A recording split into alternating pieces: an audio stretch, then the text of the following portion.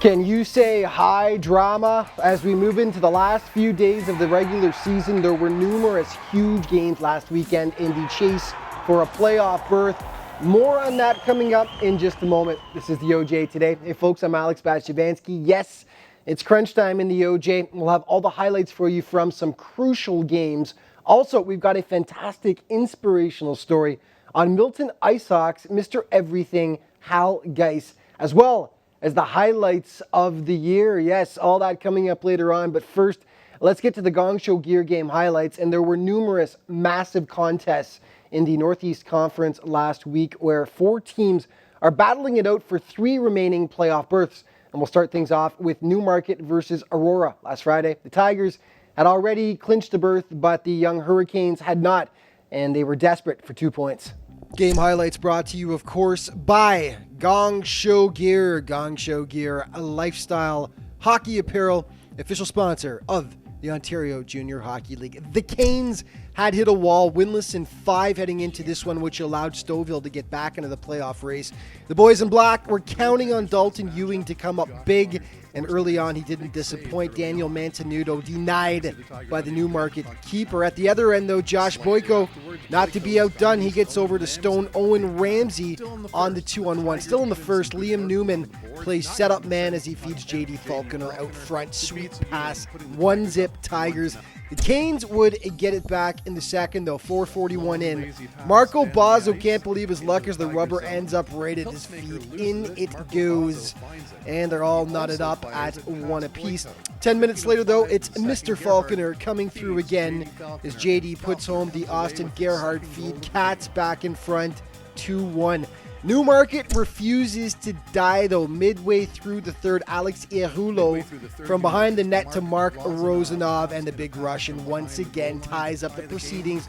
It's 2-2, but Kyle Locke breaks the hearts of Hurricane fans everywhere as he creates the turnover. Shows his hands are good for more than just beating opponents to a senseless pulp. He's got the scoring touch as well. A heartbreaker for Newmarket, who really could have used at least a single point there. They'll be scoreboard watching over the last few days to see if they can squeeze in to the playoffs after that.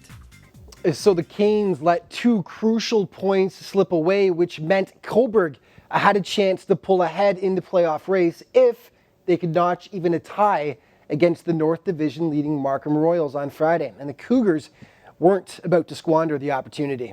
Markham are still battling with Aurora for first in the North, while Cobourg are simply battling for their playoff lives. First period, Marcus Samayo has to be sharp to deny the Cougars not once but twice.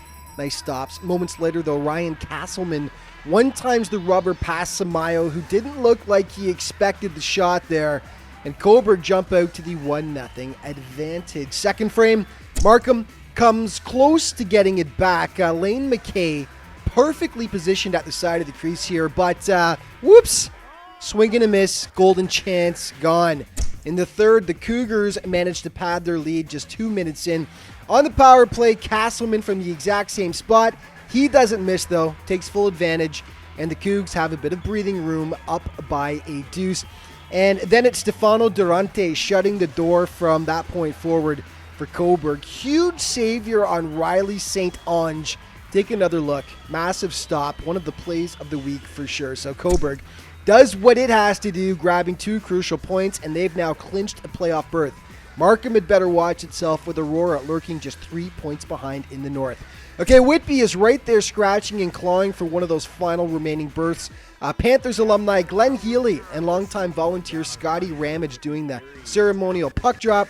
Unfortunately, it wasn't Pickering's day. No scoring in the first. We head to the second. Panthers on the attack. They beat Daniel Manella, but not the post.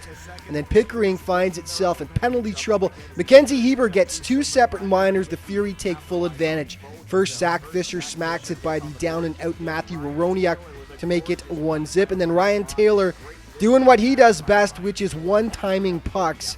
Top shelf where Dad keeps the National Geographics. 2-zip Whitby in the third. Luke Keenan knuckles it past Waroniak to make it a 3-0 advantage. And that's how this one finishes up. So Whitby comes through in the clutch with 2 huge points of its own. They've now clinched a berth in the postseason. Every team from the East incidentally qualified That's saying something. Mississauga may be down and out, but the Sabres have designs on the 3rd seed, so this was a huge game for them. Early on, Chargers keeper Andrew Cipollone sprawls to make the massive stop on Joshua Biasil, one of the best of the week. But he was under fire all night. He makes the initial stop here. Nobody clears out Biasil. He knocks it home, and the Sabres are up 1-0. Much more to come from them. Late in the period, on the power play, nice puck movement from Buffalo. Tic-tac-toe. Bryce Farrell finishes it off, and the Sabres take a 2-0 lead into the break. Zach Evancho had a big game for Buffalo. Here off the mad scramble, he gets 2 cracks at it and then gets it to go. Sabres go up 3-0, and then it's Evancho off to the races as he fights off O'Mahony, splits the wickets on Cipollone. This one was pretty much easy pickings for Buffalo. They'd add 2 more in the third for a 6-0 final. Evancho had a 3-point night, so the Sabres temporarily grabbed the 3rd seed, and we'll have to see how the final weekend of the regular season plays out. Okay, folks, just remember, voting has commenced for the Fan Favorite Award. Head to ojhl.ca to make your voice heard as to who your favorite player in the OJ was this year. This is the 5th year it's been done. Last year, there were a record 56,000 votes cast for over 200 players. The deadline is March 31st, so head to ojhl.ca and pick your favorite player.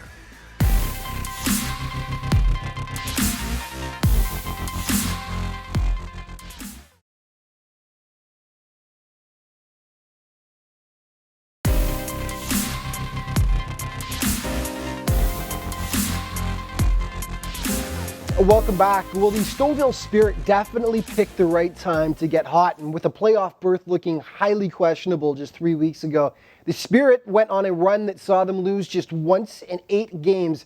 But would it turn out to be too little too late? Stouffville hosted Aurora last Saturday and had to come away with at least a point if it wanted to stay in the playoff race. Stouffville currently sit a point behind Newmarket for the 8th playoff spot, but they do have a game in hand. And this turned out to be a heck of a contest. The Tigers draw first blood, 10:59 in. On the power play, nice passing. Liam Newman tips home the pass in front, 1-0 Aurora. The Spirit hit back, though, 6 minutes later. Mad scramble out front. Finally, Jackson Savory smokes it past Josh Boyka. And Stouffville even things up 1-1. That's how it was at the break. Second frame now. Follow the bouncing puck. It ends up ricocheting off the boards right to Daniel Mantenuto. And the Tigers claw back in front. It's 2-1. Moments later, Aaron Taylor comes up huge for Stouffville to keep things from getting any worse for them as he absolutely robs Alex Fermenton.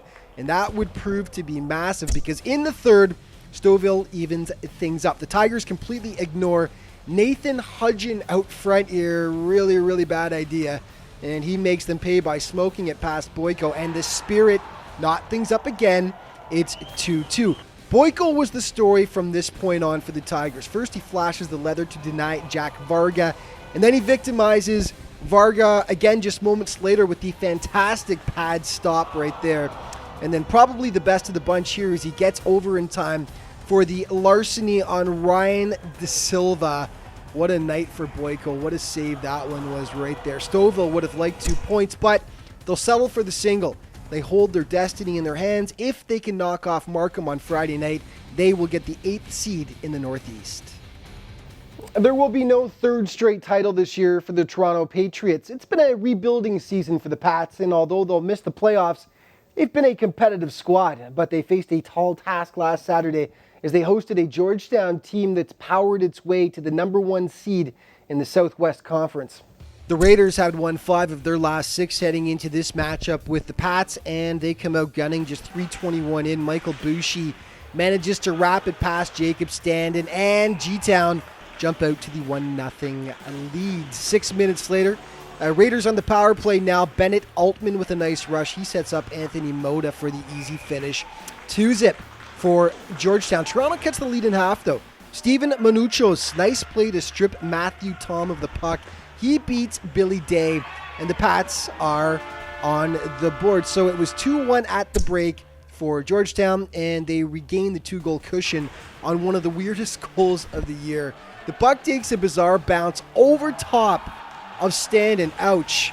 Zach Dybowski with the goal. He'll take it 3-1. They add one more just 44 seconds later. Matt Mercer with the point shot that finds its way past Standen, who looked like he was screened. 4-1 Raiders on cruise control.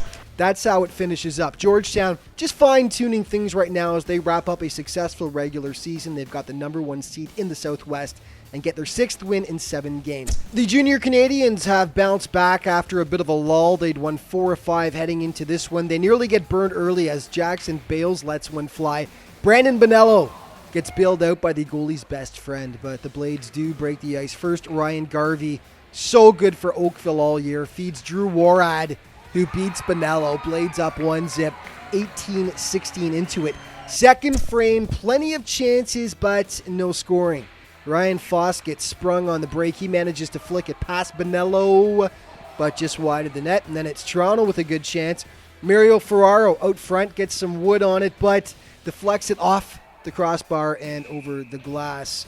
Michael Bottiz comes up with one of the saves of the week here, victimizing Michael Sedal not once but twice. Great second effort. Oakville goes postal again moments later. Peyton Reeves all alone. Ping! Blades unable to bury their chances, and then a double helping of hits from Gianfranco Casero. First on Kudla, then on Drew Warad. Lowers the boom. Just before the end of the frame, Bonello stands tall again to rob Cody Simmons, who was completely unmarked out front. Nice save, though. In the third, though, the JRCs would end up scoring 4 unanswered goals to win by a 4-1 count. So they're currently in a battle with North York for the 5th seed in the Southwest. This coming weekend will decide it. So let's take a look then at the standings to see all the seeds as it stands right now. In the North Division, Northeast Conference, Markham's got the 2 seed. Aurora's got number 5, and followed by Newmarket, who's holding on by the hair of its chinny chin chin. Stouffville, as mentioned, if they win this weekend, they're in. In the East Division, Trenton has the number 1 seed for the conference. Kingston's got number 3, Wellington 4, Cobourg 6, Whitby 7. As mentioned, all the teams in the East Division qualifying for the playoffs, an indication just of how strong things were in the East this year. In the South, Oakville's got the number 2 seed. North York has the 5 seed over the Junior Canadians by virtue of a better head-to-head record. St. Mike's ends up with the number 7 seed. And in the West, Georgetown, the number 1 seed for the conference. Buffalo right now has number 3. Burlington 4, and Orangeville has the 8th and final seed in the Southwest Conference. Okay, the alumni update for this week, and there's lots of stuff to tell you about. Ralph Kademi of Canisius is a top 10 finalist for the Senior Class Award. Felix Chamberlain, also of Canisius, named Atlantic Hockey Rookie of the Week, and Parker Gahagan of Army, Atlantic Hockey Goalie of the Week. Matt LaRose, Alabama Huntsville, named WCHA Defensive Player of the Week. Michael Casale, Salem State, Mascak Player of the Week, and Taylor Price named Suniac Player of the Week. And OJHL trivia for this week. And your question is, which team had the longest winning streak in the OJ this season? And how long was that streak? I think this should be pretty obvious, this one. They were dominant all year. But if you don't know, head to ojhl.ca. First person with the correct answer to iWestgate at the ojhl.ca wins.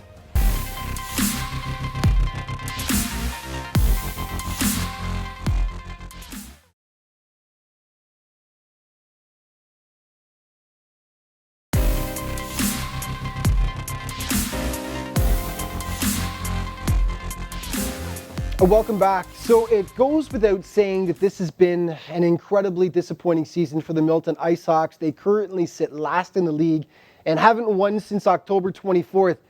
It's been tough to find many bright spots in Milton this year, which is why it's so fantastic to be able to bring you this story about a very special member of their organization, Hal G.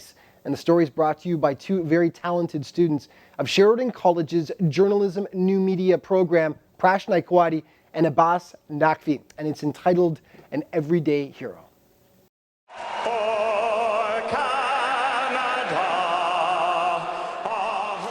Hockey is Canada's game.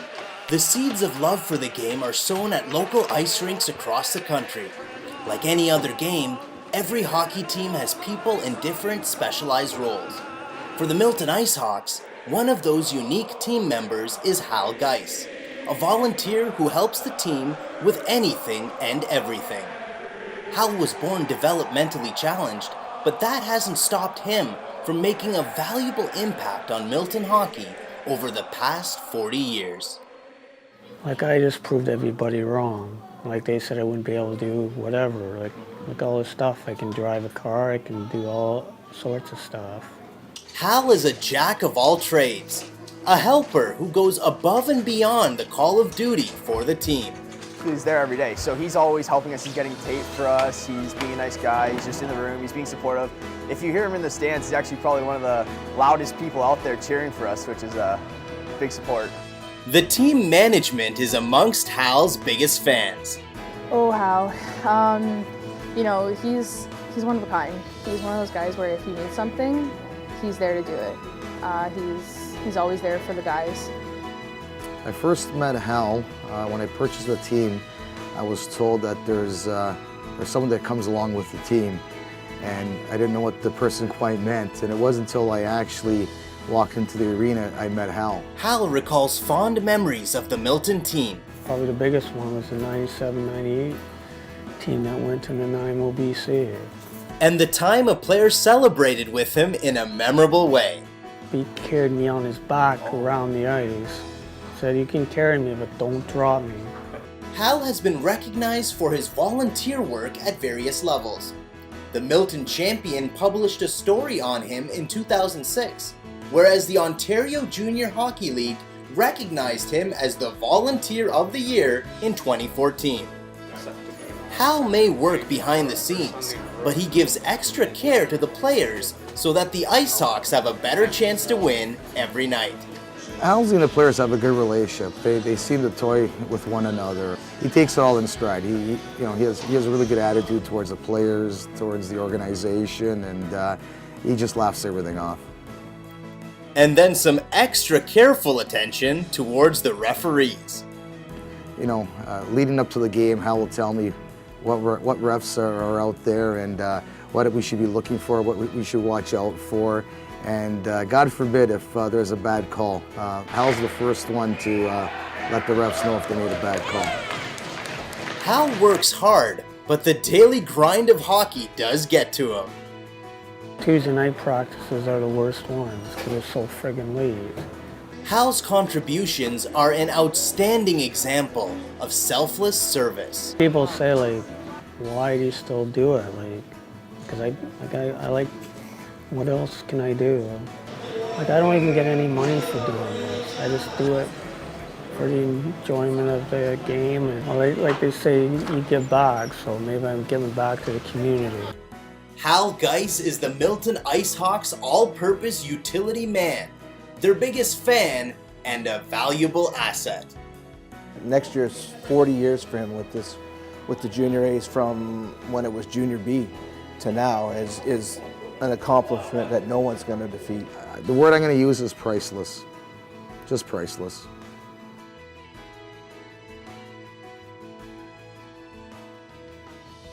Great story. Thanks, guys. One more game to show you. The Rangers have owned Orangeville this year, winning all 3 games, and they dominated. 29 seconds in, Michael Morgan gets things going.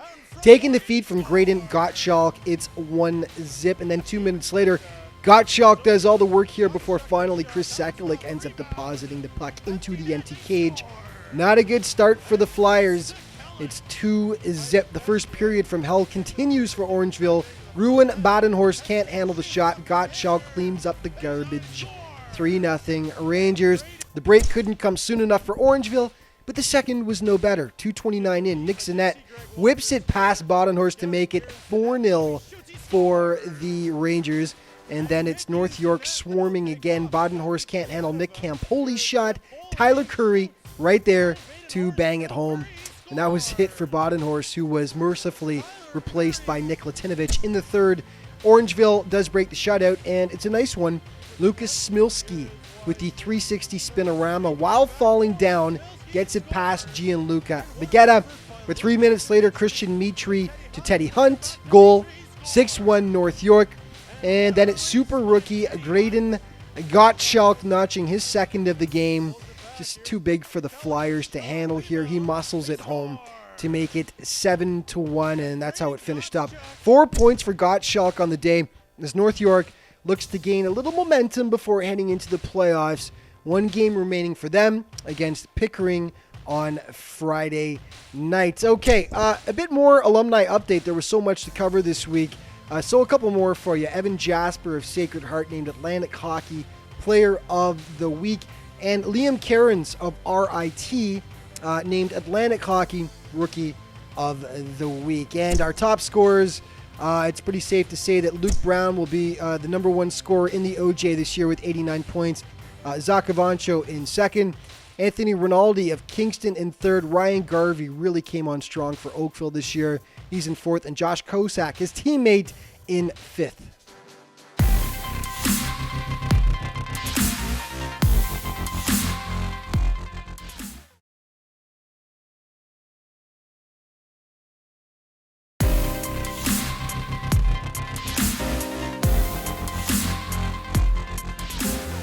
Welcome back. Well, next week's show is going to be our last of the year, but we're going out with a bang as Mississauga Chargers head coach Joe Washkarak is going to join me here in the studio for the entire half hour as we do a playoff preview and break down each and every series. Now, since that's going to take up the whole show, we're using this segment today to bring you some of the plays of the year. So sit back, relax, and enjoy the best of the best from the OJ in 2015-16.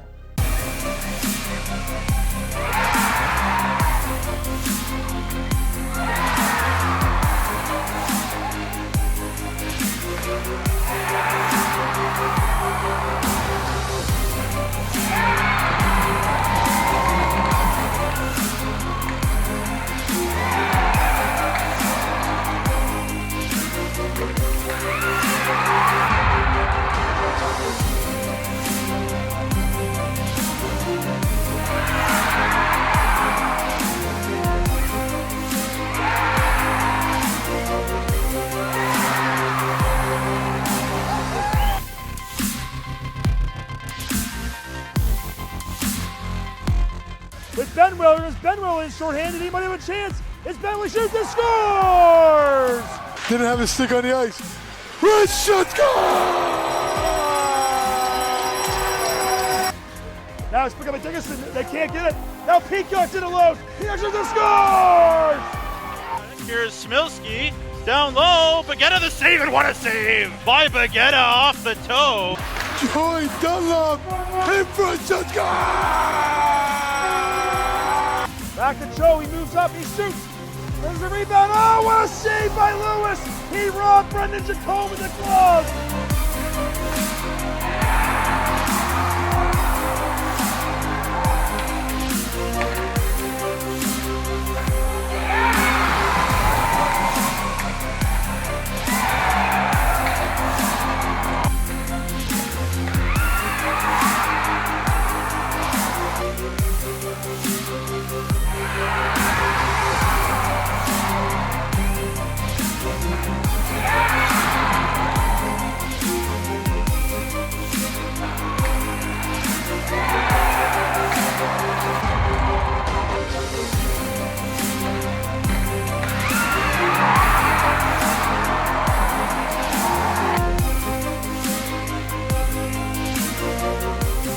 Mucci again with it. And Bryce, oh, what a pass save by Masters. He robbed Brothers. Mucci again. Oh, Masters. Lippy now has a chance in front of his court. Left alone. Oh, what a save there by White. Doing the old sprawl. Looking a little like Dominic Hasek there of the arm.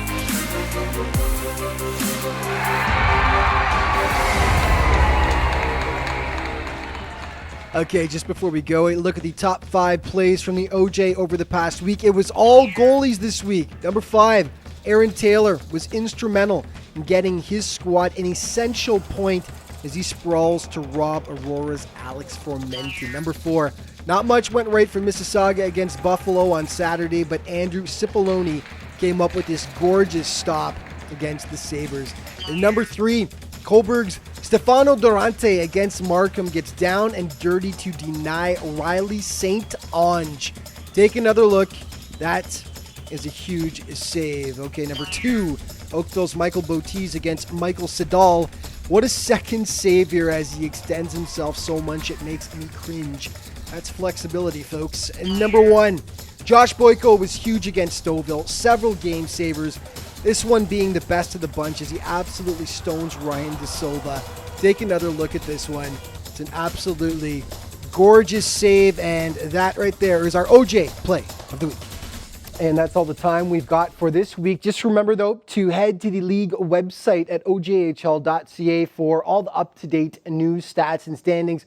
Also on Twitter at OJHLofficial, and of course at facebook.com/OJHLofficial. And remember, next week, tune in for our final show of the season. It's our playoff preview. I'll be joined here in the studio for the whole show by Mississauga Chargers head coach Joe Washkarak. It's going to be great. Thanks for tuning in, folks. I'll see you next week.